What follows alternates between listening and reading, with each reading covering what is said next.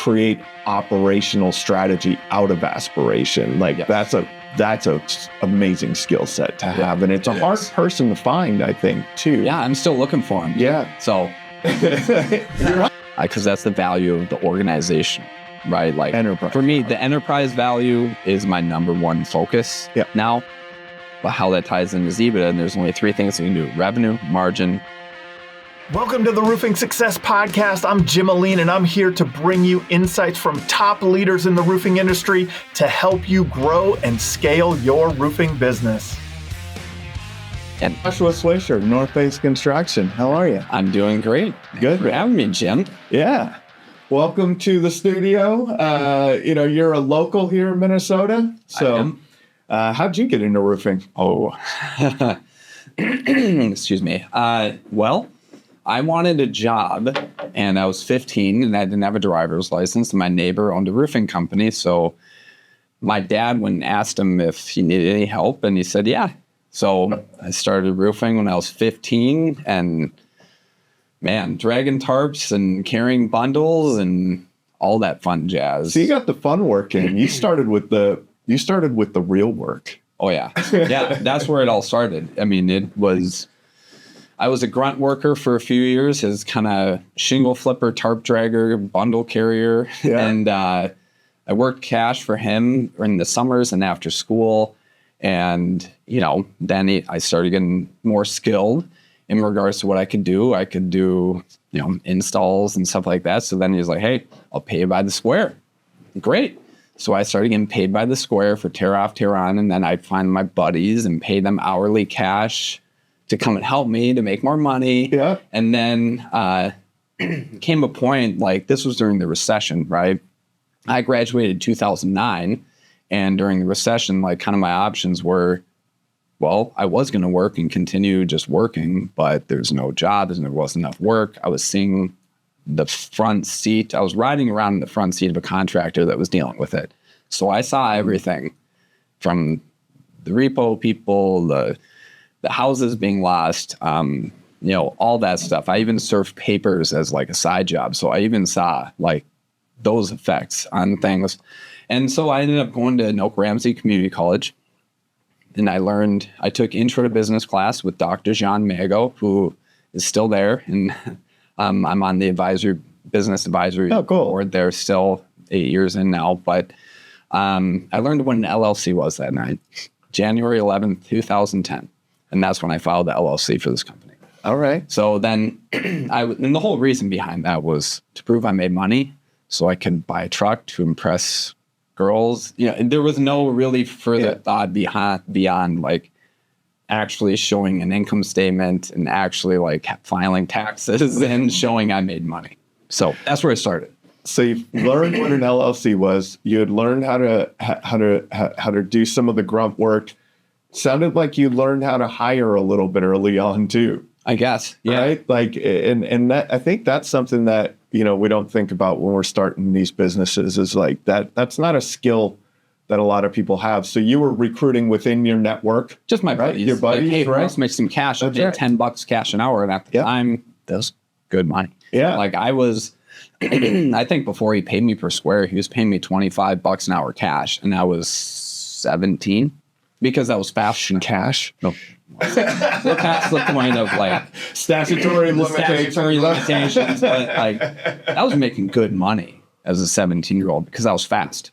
I was fast. I could tear off a lot, and like we were like a 3 to 4 person crew, and we'd do a 25 square roof off and on in a day. Yeah, but we would be there before sunup, and we would leave after sundown. So now, what's been the journey of North Face? Right, you started there. You got the LLC filed. You got your truck. You impressed the girls. I don't know if that's right. The truck that I bought was a 1997 truck with a V plow on it. Okay. Every truck that I bought has had a purpose, so it was never anything flashy or. It was all to serve a purpose to make more money and for the business. So. And so now, where is North Face today? What's the journey been like? The journey has been a fun journey, and a lot of lessons. Yeah. Educational moments, we'll call those. Well, from that point forward, I kept with my college career, but I was running the business while going to school. So I went to St. Cloud State University for a year pursuing entrepreneurship. Found my now wife, who was going to University Stout, and I wanted to be closer to home so I could work, right? Yeah. Closer to her. And I graduated from St. Cloud State, but while I was going to St. Cloud State, I got licensed as a general contractor. And so I was going to school Tuesday, Thursdays, or Monday, Wednesday, Fridays. I would always line it up from 8 a.m. to 9 p.m. my classes, like all day. I wouldn't see the sun, and then I would work on the other days, and I would work on the business during class.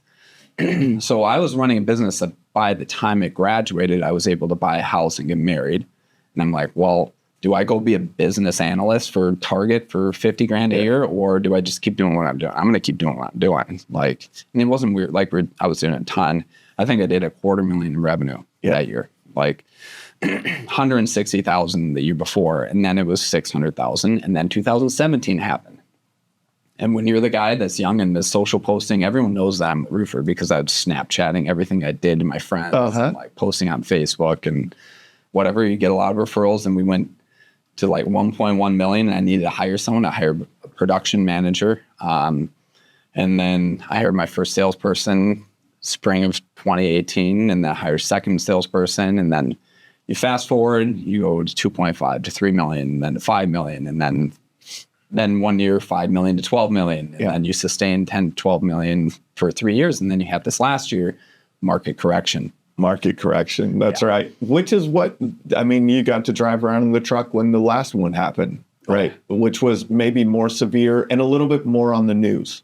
Yeah, I would say not as serious now than it was then, I don't think, but I don't know. We'll see. We'll see. I mean, we'll see how it plays out. We'll see how it plays out. But I think one thing that people aren't talking about is that it is kind of a recession going on. People's discretionary spending is down low.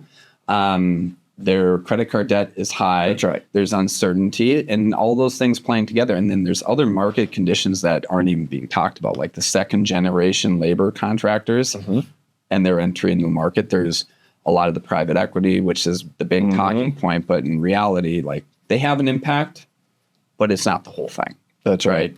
There's a lot of aspects. And then you add inflation, COVID, and everyone got so bloated from COVID money and a mass amount of storms, and everyone got hooked on the teat. We had a few good years here, boy. Like there were some good storms that came through. And here's the thing: those PE companies bought at the peak. That's right. And they're hurting for sure. So, like, it's a very interesting thing to see where things hash out, and I think right now is an amazing opportunity. To kind of step forward into what the market needs. What going back into those years? Where were those light bulb moments? What, maybe if it was a revenue level, or if it was like the amount of jobs you were doing, or if it was just some other spark, like along the way. I'm a big fan of Robert Kiyosaki books, right? Like Rich Dad Poor Dad, cash flow quadrant. And there's this journey in the cash flow quadrant from employee to self-employed to business owner to investor. That's kind of the path that he lays out in there. And you were essentially an employee, right? You became self-employed when you're doing a couple hundred grand a year and making a good living, and got to buy a house in your early 20s, it sounds like. And like you were, it's like a really like amazing thing. And then there was a point where it transitioned to business owner. Right. And so where along that journey, what were some of those key moments along that journey? It was the 2017 storm was the first one, I think, really.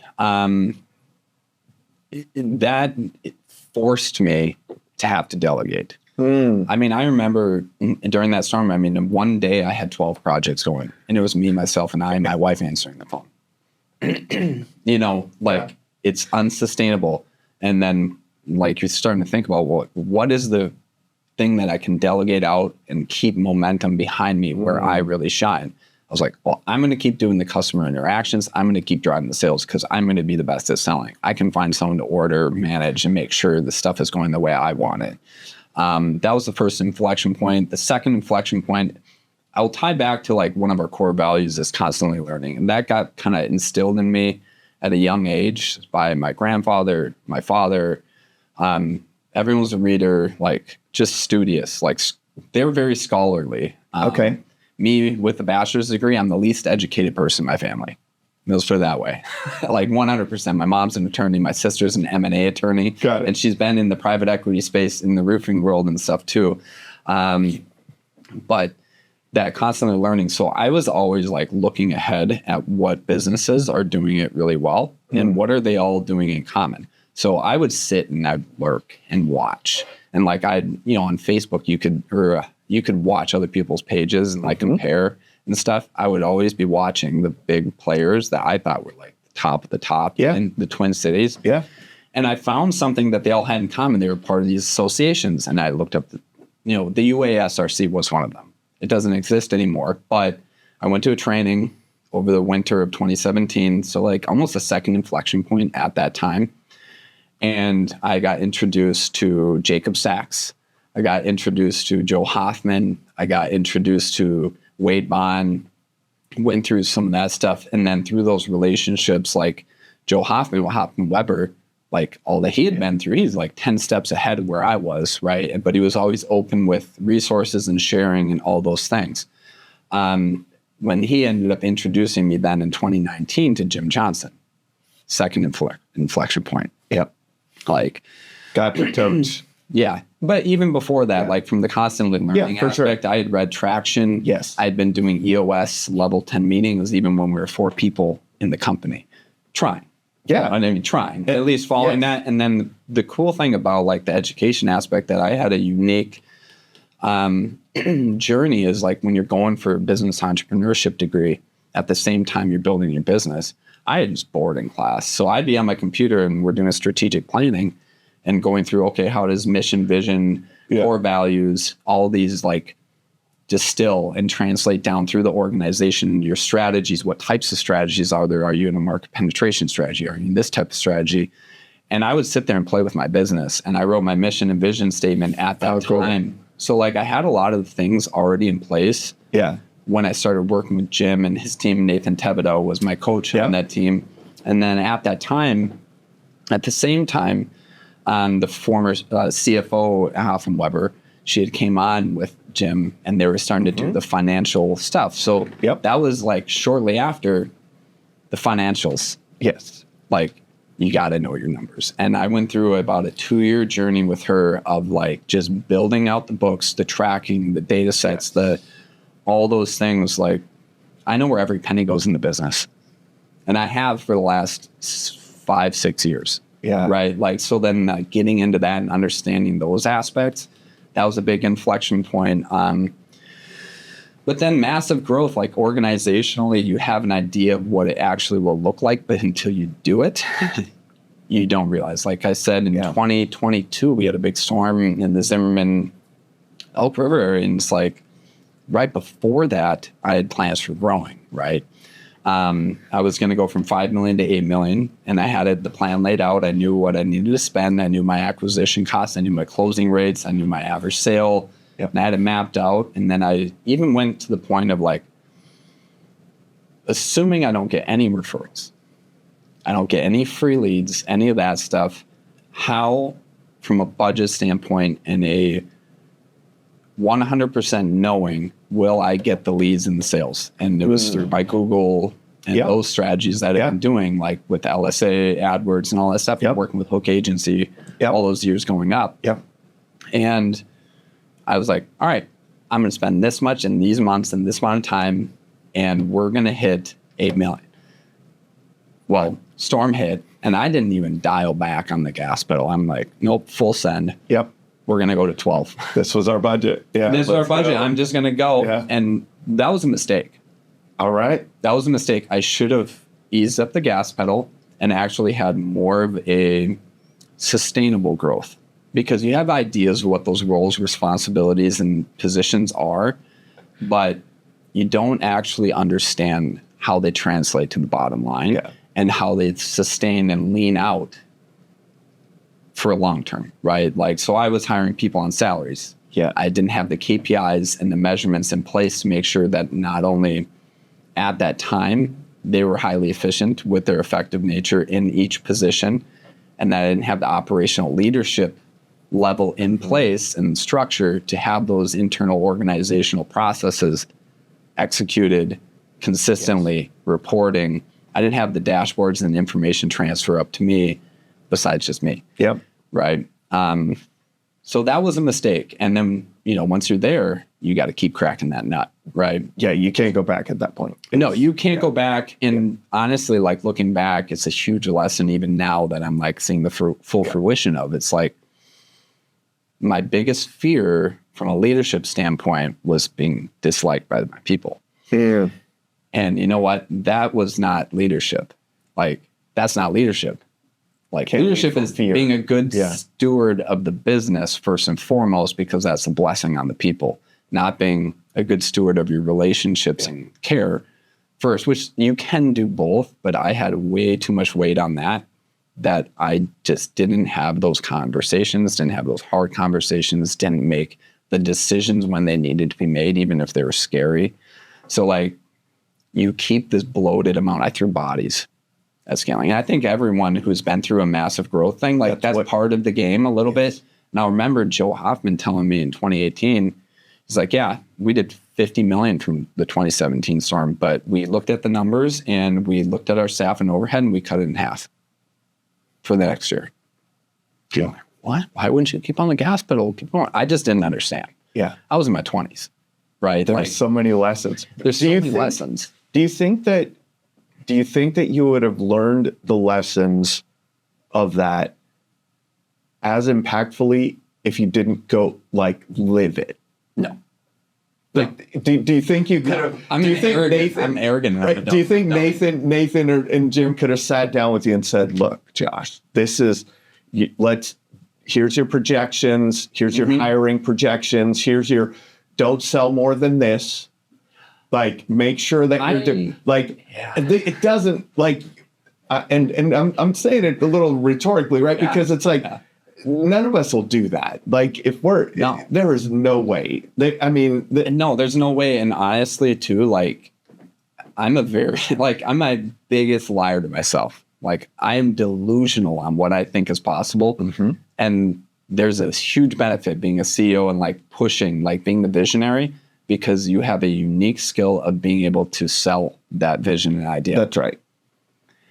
And I'm very good at seeing the idea and where things need to go and getting people on the bandwagon. But then the implementation of that, right? It could have been done exactly how it should have been, but it wasn't. You know what I mean? And that's the fantastic. I wouldn't have learned the lesson appropriately. That's right. But it also, like, you can't be everything. And that's what I've realized, like, even going through the last year or two, I can't be everything.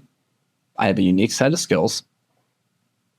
But having the right person in the right seat that complements those and having the authority to run that stuff is a blessing. Like every big CEO that you know that has their integrator. I mean, really, like you have like Tommy Mello has Jim Leslie, right? Like at A1 for anyone who like follow.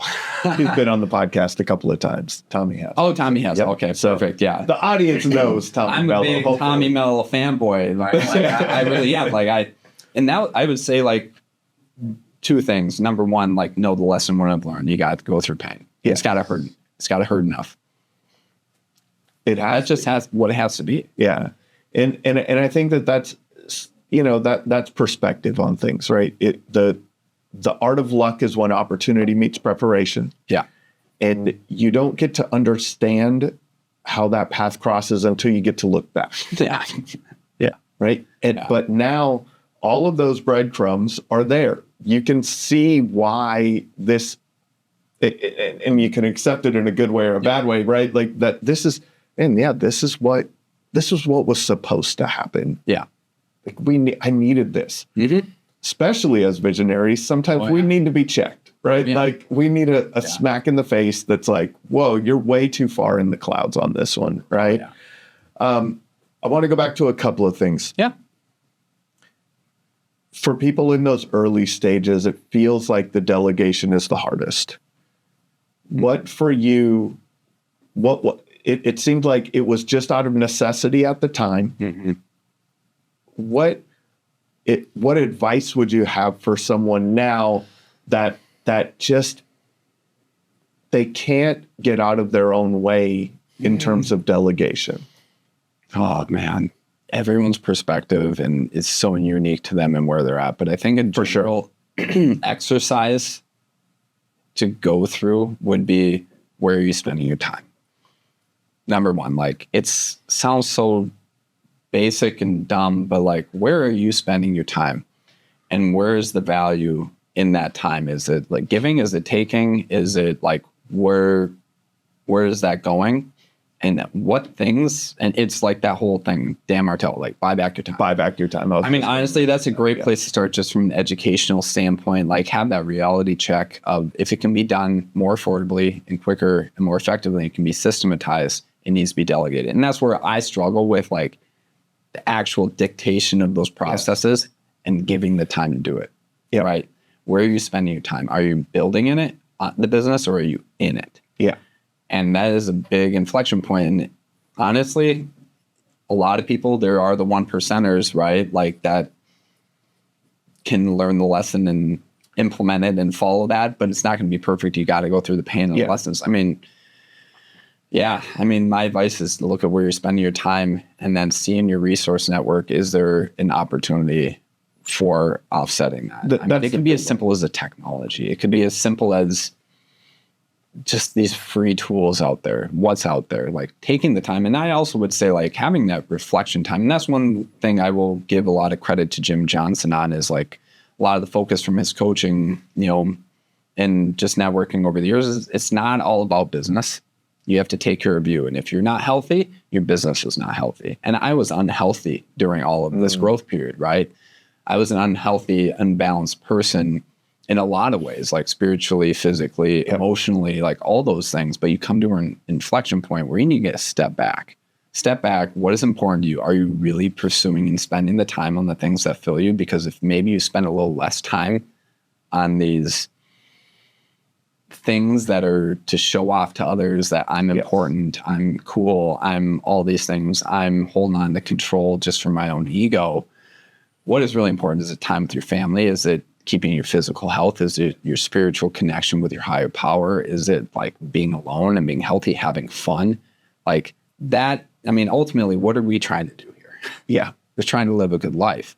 And I think starting there with knowing what that is to you personally will then give some clarity on your business practices as well, comparing what is the ideal life that I want to live? And what am I doing right now that is in conflict? And where is that balance out? This is a very successful person's thought process, Josh. Like remember back to those early days, how hard would it have been to visualize what you have now?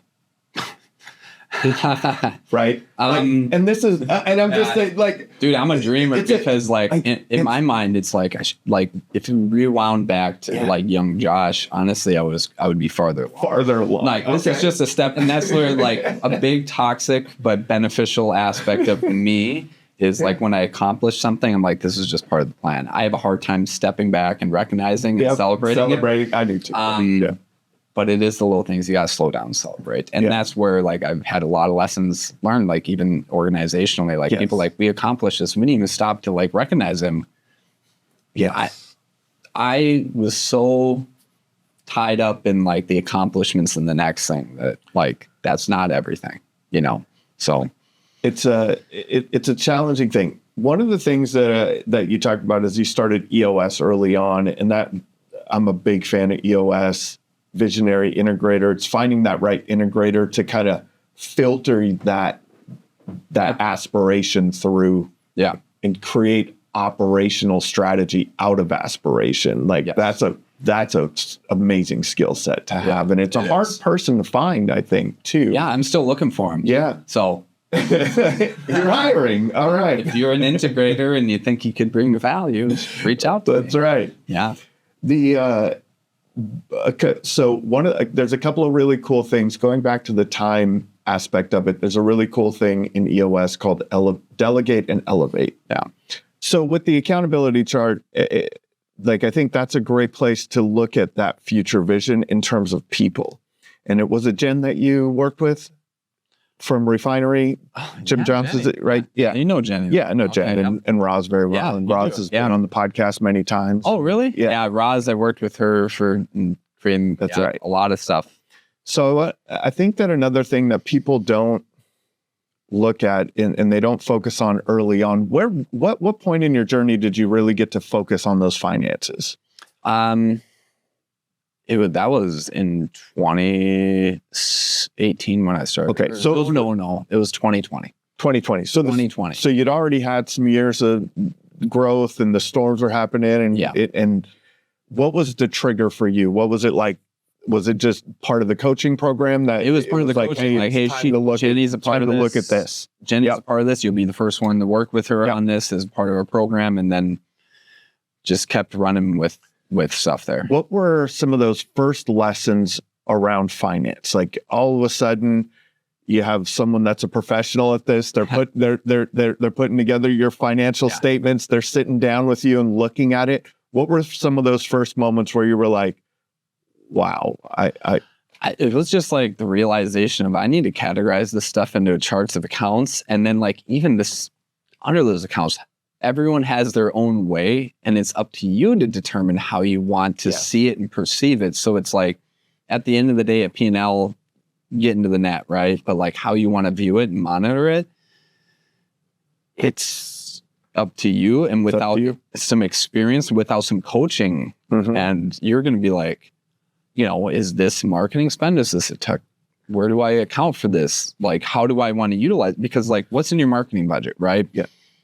Are some things complementary to marketing from an operational sense? Absolutely. But is it how do you want to view your ROAS? Like, is that an actual view on that? But, do I have a system to now attribute each type of lead source over to my cost of acquisition, my revenue, my margin, my velocity, like tying all those things we're getting to the weeds on that. But like, just like chart of accounts and knowing what it is and knowing where you want to be margin wise and like budget, the budget. And that was a big thing that I actually, even with having all the numbers, me being in visionary crazy land, I was always trying to push the envelope. I'm like, I'm going to budget for more. And that's a lesson for every business owner. Don't invest for what you think is going to come. Invest based on the performance you already had.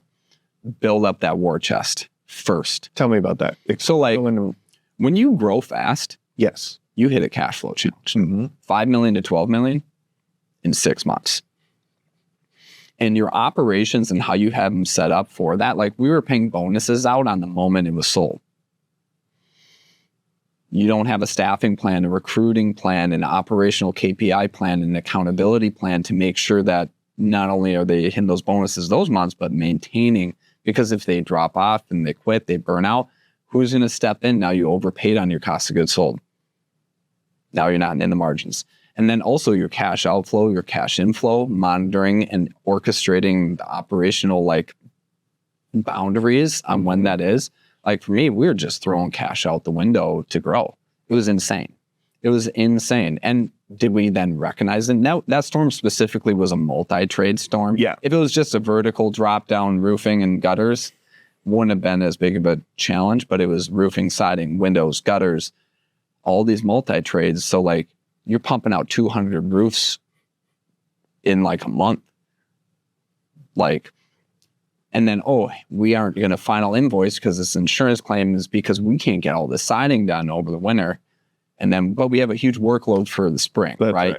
So like, how are you changing those things? So like, looking back, I would have separated it into 2 contracts. This is your roofing. This is your roofing and gutters. And then this is the rest of the trades. Yep. Because you can invoice and collect on those things and how those systems are put in place from a supplementing standpoint. And then when those reward systems are paid out, everyone tied to the KPIs that actually move money in the business, not just like leading indicators of success, actual bottom line movements to the business. So like we made changes on the bonus structure in regards to when it's paid out. We made changes on those things because then also if you have turnover on the collections relations end, what is the cost of that? What is your AR timeline, right? And then that's the thing, like a lot of people don't realize, like a part of this business is the velocity. It's the velocity of everything. And if you're a Twin Cities contractor and you've been through these storms, you know the multi-trade challenges. I mean, I don't know if it's unique to the Twin Cities, but like we got vinyl siding and you get those wind-driven storms, it's a multi-trade. And the homeowners don't want to choose someone that's just going to do the roof. They do. There are companies that do that.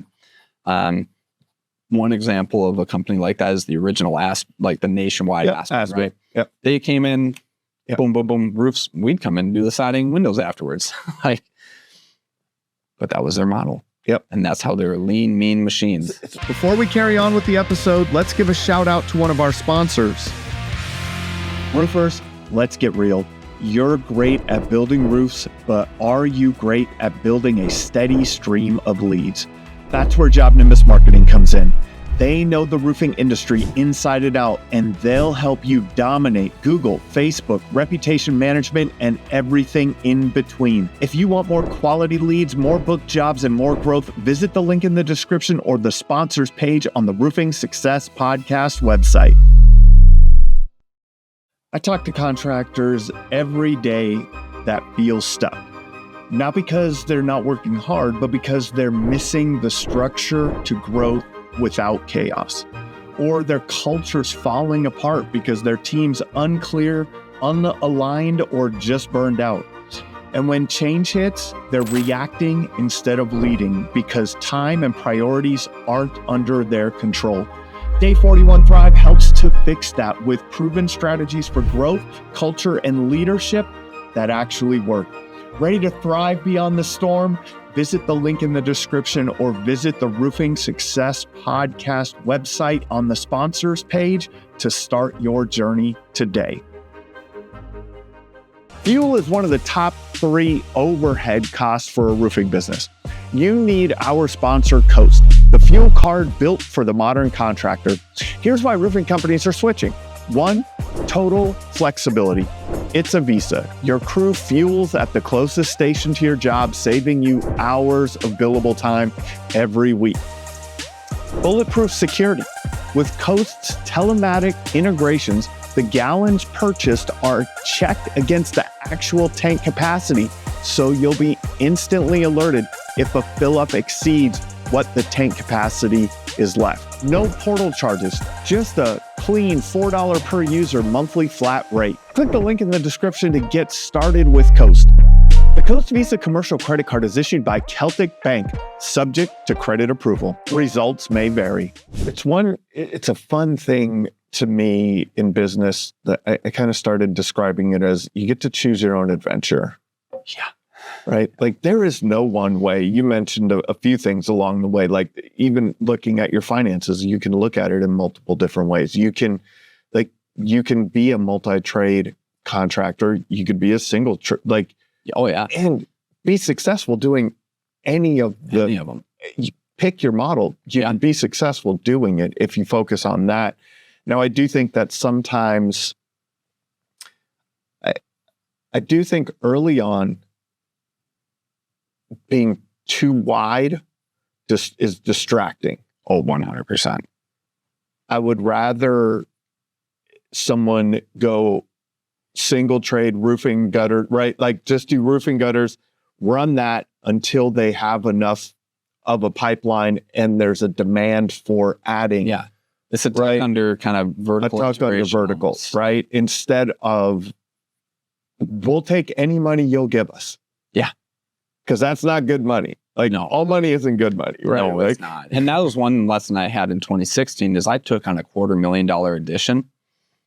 Of the 600 some thousand, $250,000 was one project. I made $9,000 over the course of a year and a half. And like I had these grandiose visions of like, I'm going to be a specialty contractor. I'm going to build the most beautiful homes, the most high-end remodels. I did that project and it went well. And I even like went out to that customer's house 10 years later, like just this winter because he wants to upgrade some windows. And I was like, I need to talk to him. But he's like, you still doing additions? I said, nope, it was just yours. He's like, I thought it went great. I'm like, I learned that I know what I know. Yep. And it's the exteriors. But that was a pivotal moment on that. I'm like, I do exteriors because the process flow, and I did dabble a little bit on a build. I built my parents' home in 2019, 2020 with some partners on a startup. We were going to do a spec home business. We did it. They loved the process. My parents loved the process. I was like, nah, there's way too much margin in what I do and the speed. Like, I just cannot do this. So then we kind of dissipated that. One build and done. The speed is so attractive. Yes. In all exterior contracting, right? Like interior contracting, it's a whole different animal. When you're tearing apart someone's kitchen or bathroom, their living space, you are a counselor.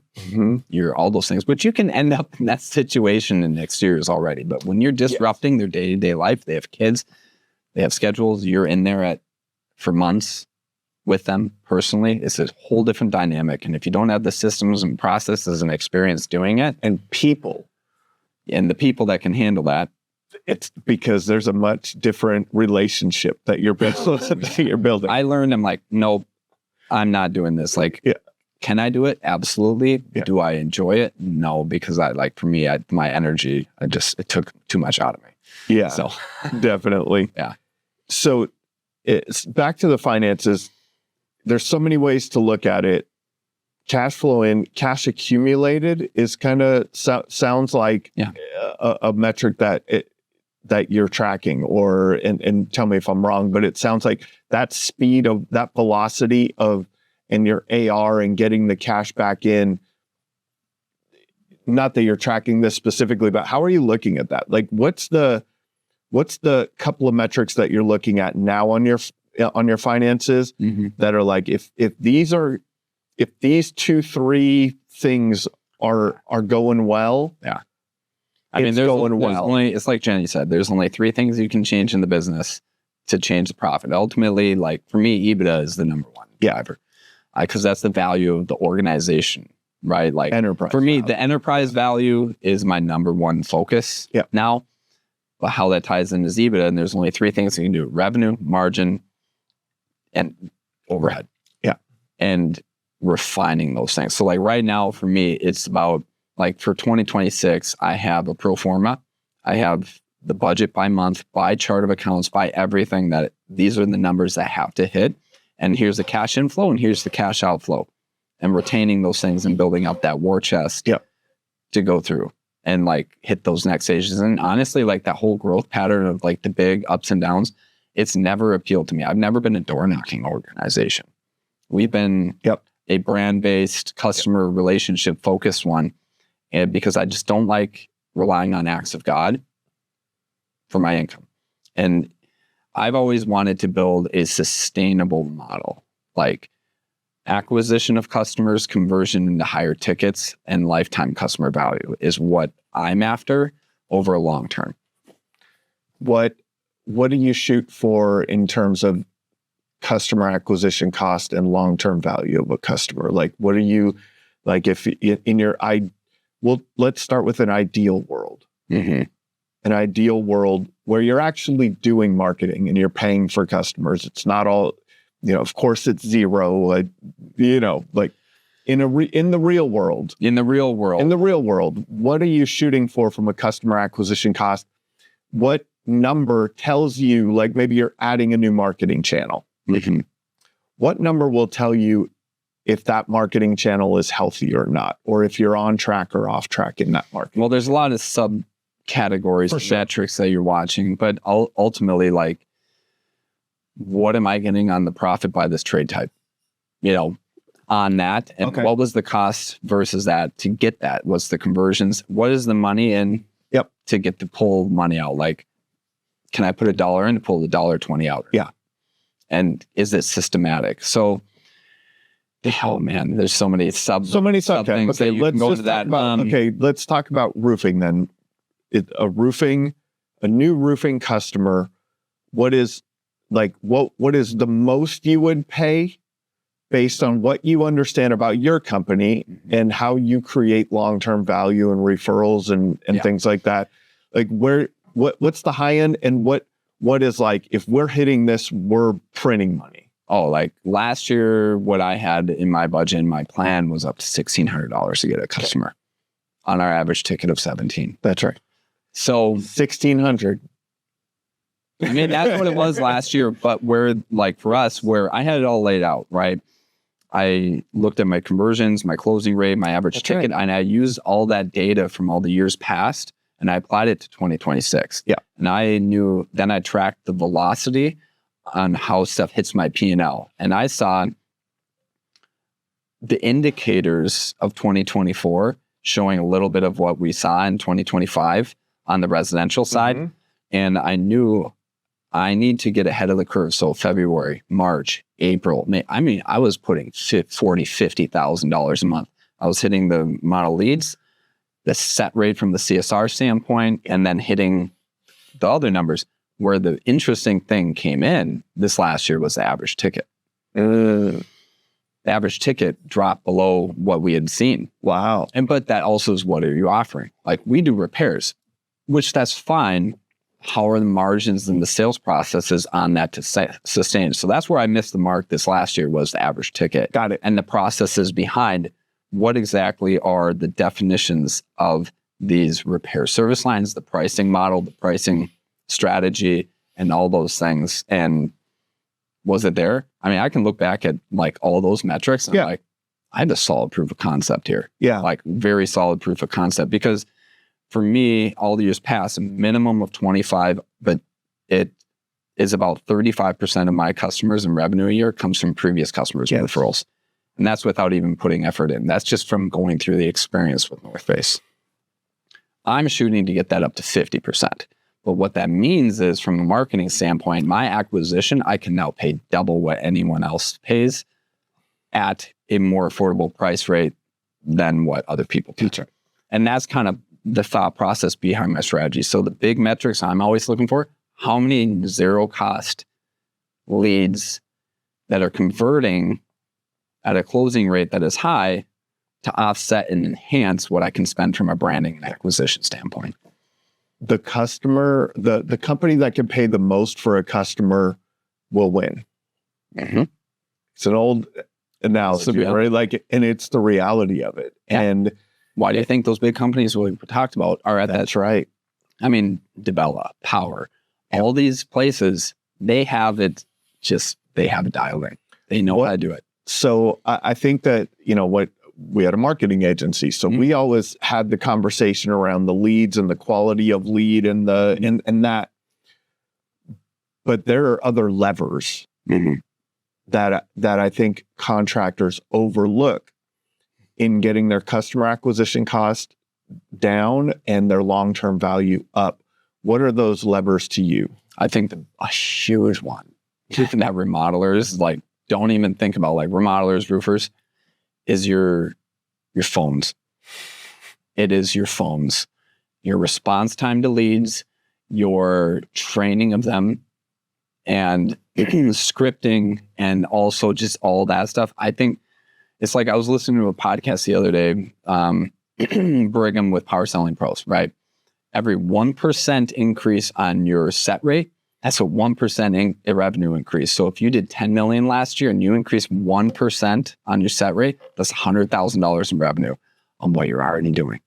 Yeah. So there are just practicing, scripting, and then just even how fast your phone systems, when are they being answered? Do you have the people do that? What performance plans? And that's where the whole aspect. I look at the whole changes in the roofing industry, and you can look at plumbing, HVAC, and all that stuff. We're 5 to 7 years behind them. You just look at what those guys are doing, and that's what you should be doing right now.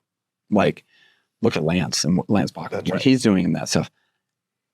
He knows that. Yep. He already has the playbook built out, and he's doing it. That's where things are going. I mean, if Service Titan is just in the first inning of roofing, they're in the first inning. They got whole nother inning on this. And where I see things going from a big market shift is, we are exterior service professionals. We are not I show up, I only do it. Yep. And the reason being is acquisition. Because if you can acquire these customers, even at a break even or profitably at low ticket service items, what does that look like when you hand it off to your sales team? What kind of closing rates do those have? What kind of average ticket do they have? How much can you pay these people? Everyone's going to come want to work for you if their average sales $50,000 and their closing rate is 50%, because all the leads are processed, handled, and done well by a service technician. And that first interaction with your company, like it changes things. Yeah. For the sales rep. Oh yeah. If you can essentially, you're just loading the gun for them. Oh yeah. Right. Like if you could impress someone on how fast you responded to them, how knowledgeable your team was in helping them get to the solution of the appointment, like it's just basics. It's very basic. Like answer the phone, show up when you say you're going to do it, follow up with like what you're going to do with them. It's crazy. Even just this week, we were interviewing a gentleman for a sales position, and he's from way up north in the more rural market. And he said, he's like, people on these rural markets, they tell me I'm the first contractor out of 10 that called them back. I had like, that is absolutely insane. I've told the story probably too many times now on the podcast, but you're a Minnesota guy, and you know up north, and I know up north. And, I had I got some gutters done on our lake house, and we were just doing our house down here. So a storm came through. We just did our house. The gutters were the guy that did our gutters came back to do a quick repair. And I had called the gutter company, left a message up there. It had been a week or so.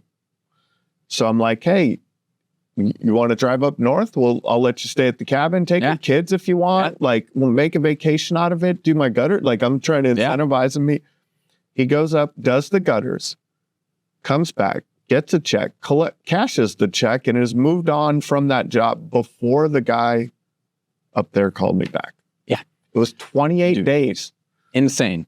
I'll tell you what, like I went, just for the fun story, like last year, and maybe I'm giving away a little bit more than I should, but let's just say I went up north last year on a Saturday, and I wanted to kind of proof of concept something. Yeah. I knocked 37 doors in a non-storm environment. I sold 3 projects. They're like, finally, we have someone to talk to. Yeah, I was like, hey, I'm Josh. I'm just out here just saying hi, just thinking about expanding up in this area. Just wanted to kind of get feedback. Funny thing was, this location, most of the cabin owners live in the city. Live in the cities, yeah. And that whole thing of having a trustworthy, there's a lot more to that on that, but I can't give. I've had a lot of fantastic owners on the show who have really made a business model outside of the major metropolitan areas. Terry Gwaltney, down in he's in Illinois and Kentucky and into Tennessee, Clarksville, Tennessee, like all that area. Okay, like there's this no metro area for miles. His office is in a town of 50 people, and he at the last time I looked, he had over 250 reviews. Yeah, so his reviews were more than the population of the town he was in. But he covers a wide area because of that. But the service expectations are so low, and if you are a professional company in an unprofessional area, my goodness, like we're in a red ocean here in the Twin Cities.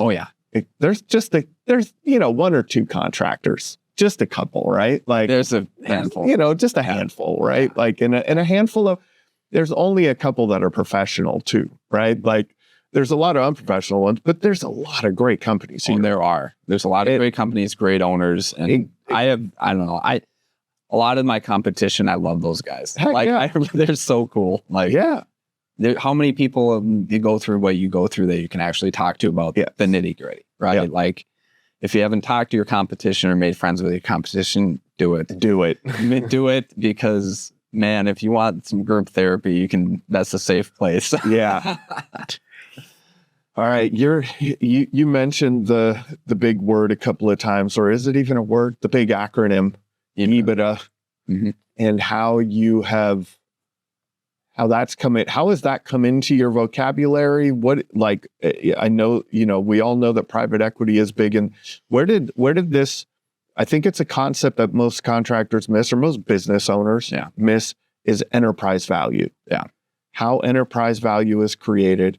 When we look at people like Elon Musk's wealth, net worth, Bill Gates' net worth, it's just the stock that they own in their company. It's not actual cash in the bank account, right? And so all of you own stock in your company, and you have there is an enterprise value of your company. And if you want to grow your retirement savings, right? There's no better way than to increase your EBITDA or do things strategically that would get you a better multiple on that EBITDA. The bottom line is increase your enterprise value. How has this become, where did this journey and learning, where did this enter your, First time it entered in my vocabulary was in college. Okay. But actually understanding it in practice is in the last 5 years or so. Okay.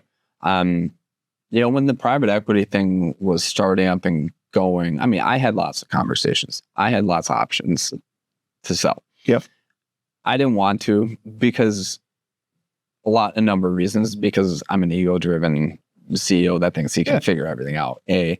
And B, I have a problem with authority. The maybe David Goliath complex of some sort. But also a third thing on that was just, is so new, and everything was talked about like this big thing. And don't get me wrong, it's the right option for people. And I'm not saying it's the right option, but you don't know what you don't know. And thankfully I had my sister, Nicole, who is an M&A attorney. So I had mentioned the word PE at something getting together. She's like, you do know that's what I do. As an attorney. So what ended up happening is I started having a really nitty gritty kind of understanding from her of not only what does it look like having these conversations, not only what information they're looking for, but what happens after. What happens over the first year, the second year, the third year, the fifth year? What does that look like, and what she's seen happen? Because at the end of the day, the playbook that's happening in roofing, this is tried and true in every other industry that you can imagine. You look at the shelves in Target and the products there, you look at daycare centers, you look at old homes, it's the same playbook. And there are things. So she educated me on a lot of that, and a lot of those things did not align with how I felt. But that's where it really kind of came to meaning of that. And then started to look at ad backs and stuff like that, and really getting on the P&L, my cell phone, all these perks that you have as an owner, you got to think about is that something that someone bought your business as a value add to them or not? Or is it just a perk? And all those perks added up, how does that impact your profit? A. B, if you didn't have any of those, could you replace yourself in the business from a budget standpoint with someone that can operate it at the same level you can? That's right. And so for me, I need to not only I'm performing on these numbers, but I need to make sure that I organizationally set things up where I have that and become almost an investor in my business. Because if you build it to sell, it might not be worth selling. That's right. For sure. And if you have that, and so value drivers I'm looking at in my mind is, how do I create a flywheel of customers? And then how do I make sure that it is a nice, healthy, steady growth, consistent year over year, while at the same time finding efficiencies from an overhead and then all that stuff. So growing the bottom line and growing the top line consistently, and taking myself out of being the driver of those results and have it be more systems and process based, where it's just plug the key in, put some money in, and then it prints it. So that's how I view it. That is what I'm working on and doing. And those are the things that make the company more valuable. I always say, if you're building a business to sell, you're building a business. Yes. As simply as that, right? Will I sell North Face? Would you sell it or not? I don't know. That's right. But at the end of the day, if you don't build it to sell, there is a transition moment. You die. Like, things happen. People die. Are you going to pass it on to your kids? Are you going to sell it when you're 70? Well, you better structure it now so that then you're reaping the rewards all those years before that moment. And that when that time comes, that you say you sell it to PE, you sell it to your employees, you sell it to whatever, you better make sure that it's set up in a way that is successful when you're not there. That's right. And it's a hard thing. We talked about delegation earlier, and delegation is probably that's a big part of it, right? Like in the early stages of trusting people to do the thing for your business. I can't remember where I heard it before, but it was, and I probably said it on the podcast before also, but there's it was a discussion with Dustin Beegler. We had talked about Dustin from Roofing, right? It was a discussion with Dustin early on. Go back to the podcast with Dustin and it's probably on there. Him and Marcus looked at themselves as owners and employees at the same time. Yeah. And we all look at ourselves, because a lot of times those early stages are self-employment.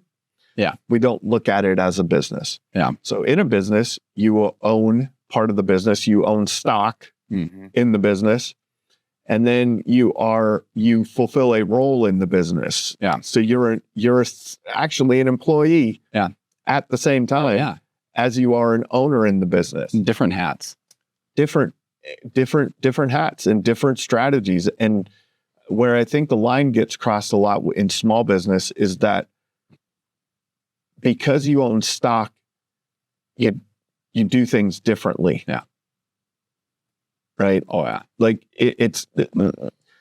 you can work at Target, own stock in Target, and they won't take your opinion more seriously if you're a cashier at Target and you own stock in Target, right? Yeah. Like, even if you're the CEO of Target, right? Like you still have to report to the board. Oh, yeah. Like you can get fired. You can get fired. You may be running the company. You can get fired. I think that's the realization. And that's the way we should look at it is, and you should fire yourself from those things you're not good at and don't like doing first.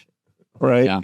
Instead of I should have fired myself so many times. I'm unemployable, so I don't even know how I was probably the only person that would employ myself. Yeah. So, it's a weird thing, but looking at it in those ways and looking at it and building it as a business, who are you looking at now? You've been, you started looking at and joining the groups with Hoffman and those guys around town. And then that seems to have grown into like, now you're looking out externally. Like, where are you looking and what are you seeing others in business? Like, how are they building their businesses that you're now taking into your business? Oh, I'm Tommy, right? Like I went to the Home Service Freedom Conference a couple of years ago. And ever since I went to that, I'm like, I don't feel... there is a lot to learn at the roofing conferences, but stepping out of like that roofing echo chamber that we have and going into that industry, like that area and seeing how they ran things and how he built that business, I'm like sucking in. So like I joined part of Home Service Freedom, like got on the stuff, connected with Jim Leslie, like all that thing. And then you're around other like-minded people. You hear what these companies that are the size of 250 million, 500 million, that have already been through it and done it. Yeah. Like how many roofing companies that are 250 million that you know off the top of your head? Couple. Okay. 3. There's tons of them, not tons, but there's substantially more in those trades and service than in roofing. Yes. There's I was talking with Adam Sand on the podcast. I think he said something like there are maybe 300 companies above I can't remember if it was 20 or 30 million in roofing across the whole country. That's it. Yeah.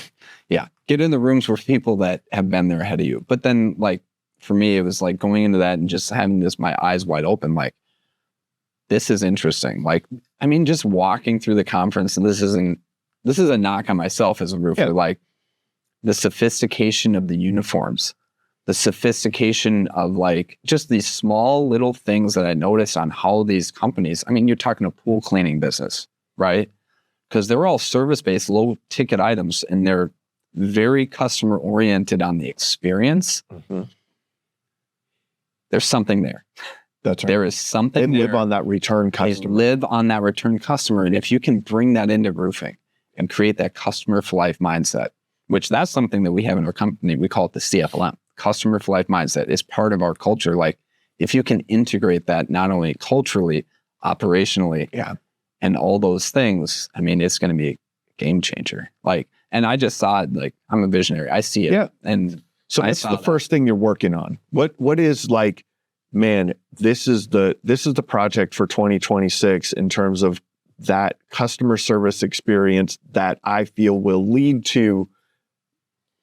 us closer to that type of company. I mean, honestly, I'm redoing everything. I'm like going through, like, because as you grow real quick, you detach, you delegate and all this stuff, you're out of like the nitty gritty of every step. And like with myself, I had to downsize and cut and change things to make things work. Like when your nut to crack is 10 million and the demand isn't necessarily there, you got to make adjustments. And it just is business.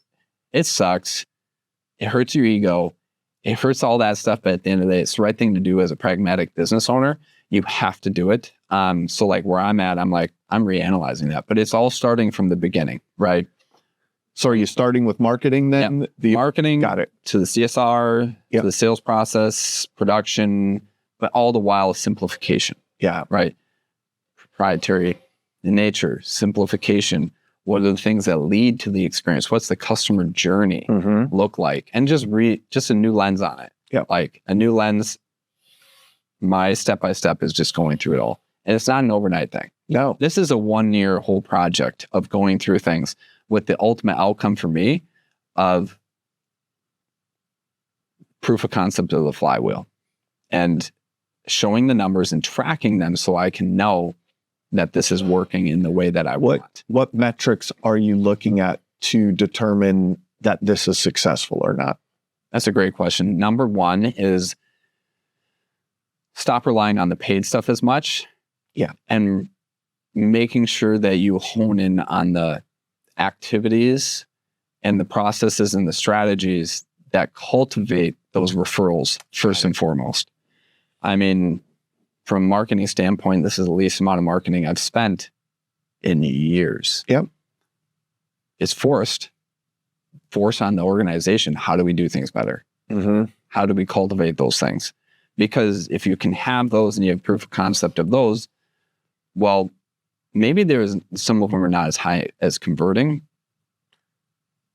for this sales purpose, but it's leading to that lifetime experience, and we can move these opportunities over to a service technician to cultivate. Got it. As a second point. So proof of concept on these flows,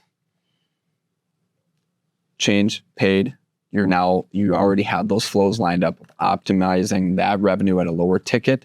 Now you can spend more and you can start having more qualified, and you're just like kind of kicking that flywheel off by reducing the spend, forcing the changes of the customer experience. You have to like force yourself to change. Are you focusing more on the repair aspect then, on the lower ticket then? Focus on the repair. I think that we've always done repairs, and that's one thing we've always done. And I always felt it was unique to us, and I don't know how unique it is, but I operate. It is unique. How I operate internally, I have hands-on, high-paid, benefits administered, like hourly field staff that we can fabricate metal.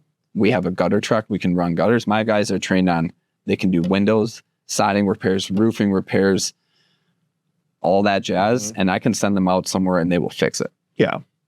And that's why a lot of companies don't do that model, because it takes a lot more work. right? It's much easier to find a good subcontractor to Pound it off. right? Like, and subs don't want to do that work.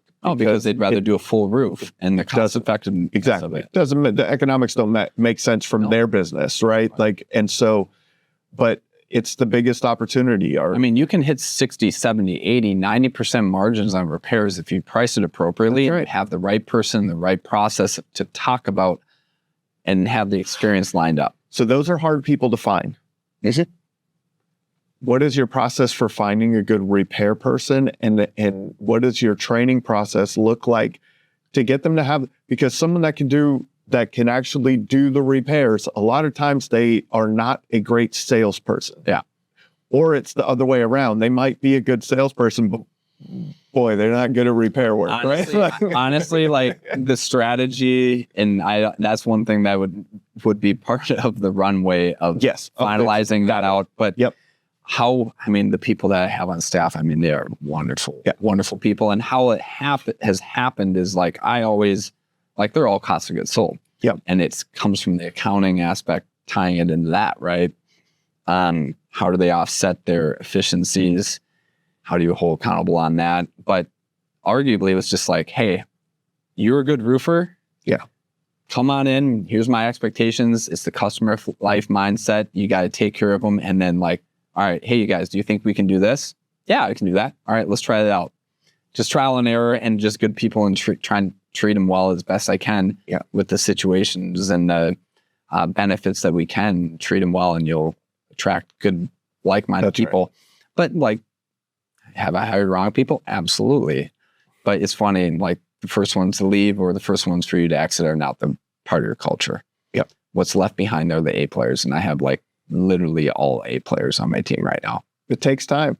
It takes time. It takes time to build that team. It takes a lot of guessing, right? Like it takes a lot of guessing. I love to say, oh, I had this whole big strategy. Yeah. No, I didn't have a strategy. It's just figure it out. Guess. Figure it out. You're guessing, and you know what? Through attrition and time, you end up with really solid people. Mm-hmm. So that's amazing. Mm-hmm. What advice would you give yourself, that 17-year-old kid tearing off roofs? Oh, geez. Man, there wasn't a lot going through my mind besides a few things at that age. Slow down. Nice. Yeah, slow down. And it's not about the external validation. Awesome, man. Mm-hmm. Thanks for your time today, Josh. This has been another episode of the Roofing Success Podcast. Thank you for tuning into the Roofing Success Podcast. For more valuable content, visit roofingsuccesspodcast.com. While there, check out our sponsors for exclusive offers, shop for merchandise, and sign up for our newsletter for industry updates and tips. Also, join the Roofing Success Facebook group to connect with other professionals and stay updated on the latest trends. If you enjoyed this episode, please subscribe, like, share, and leave a comment. Your support helps us continue to bring you top industry insights. The website link is in the description. Thanks for listening.